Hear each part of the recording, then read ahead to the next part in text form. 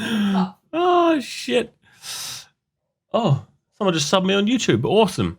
I just spent about 15 minutes talking straight to camera and then realised I'm not recording.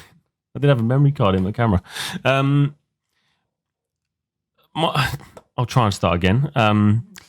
I woke up early this morning after a long night trying to discuss and put together my feelings and my notes around the big update that just released.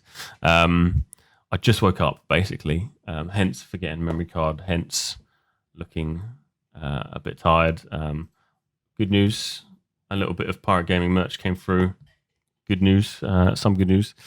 And I've had lots of DMs, replies on YouTube and Reddit, not loads, but loads for me, regarding this NDA leak about the currency testing premium shop. So anything I discuss here has been purely from my experience in Guild Wars 2. That is my main MMO life, basically. So when I started responding to some comments earlier, I just gone back through and read the leak, actually. So what I read was, we may sell quality of life items or boosts that help players improve their time spent leveling up. And quite instantly, I wasn't too phased, because for me, I'm hoping the idea is to get to level 60, have a bit of fun doing it, explore the world, learn about the world of Eternum. Great. When you get to level 60 is when the game, for me, should really start, with the end game PvP, the end game expeditions, and I'm hoping there's going to be lots more content around the end game. So paying, maybe my friend can only play 1 hour a week because he's working a lot. For me, it's not a problem if he boosts to 60 to then get involved in some of the stuff I'm getting involved in. But then I carried on and I read that there may be boosts for trade skill experience. Well, I didn't carry on. I came back and I read it now.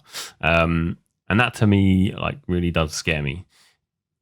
I want to be really ahead of the game, because I'm going to dedicate my time after work to play New World, rather than go out and have some beers or whatever else my hobbies may be. I want to be, I want to play this, and I want people to see me when I play the game.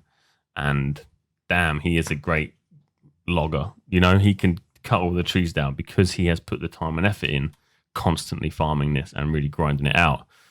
If someone was able to pay to catch up to me with that particular thing, that makes me sad. And I think that's a bad idea. It's going to put off a lot of people.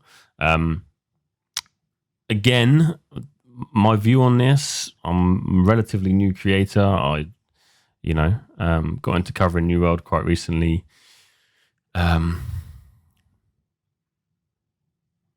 And how do I say this? The way I've seen things at the moment is, this was a full loot PvP game, and when they announced it wasn't going to be that, there was this, what I saw as just a huge outrage on the internet, and people were just angry.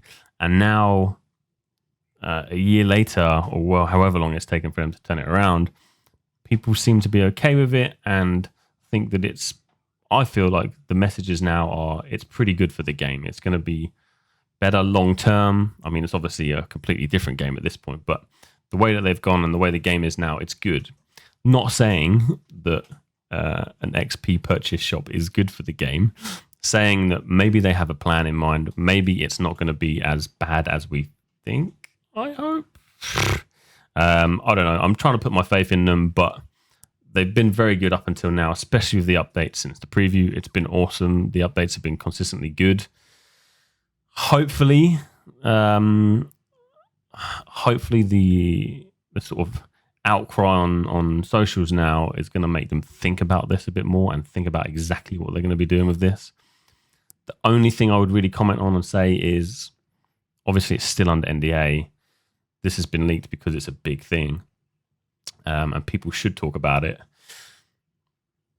Hopefully the people who are currently in the alpha test will give the right feedback and the right things will be spoken about, and it won't be as bad as we all are thinking it's going to be. Reading a bit further into the leak here, during the May release, we'll be testing our in-game store, Players will be seeded with a new currency, Marks of Fortune. Sounds kind of cool. That they can purchase a lumberjack skin, a premium emote, red and black gold dye packs. So straight away you can get some skins for your character, which is fine. I think that's a good idea, and people being able to purchase cosmetics isn't the end of the world. Again, as long as there's some really cool cosmetics that you can't purchase that take a lot of time to grind and be like, oh shit, look at that guy. He has the best gear and he hasn't paid a penny for it because he's just worked really hard playing the game. The premium emote stuff, again, I think is kind of cool. You know, look at Sea of Thieves. Huge, it's got a huge culture around purchasing and earning emotes, cosmetics, things like that. So there's that balance for sure that can be had around cosmetics, emotes, blah, blah, blah. So yeah, my sort of final thoughts is XP boosts in any way, shape or form are not good. I believe long term for a game. I think I would be okay with XP boosts for leveling your character only. But outside of that, I personally hope that doesn't become a thing and it's going to really put a lot of people off.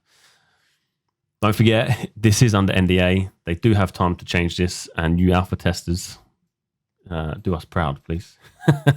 I'm going to be on Twitch tonight. Feel free to come say hey. We can discuss this in a bit more detail. But just a quick update from me.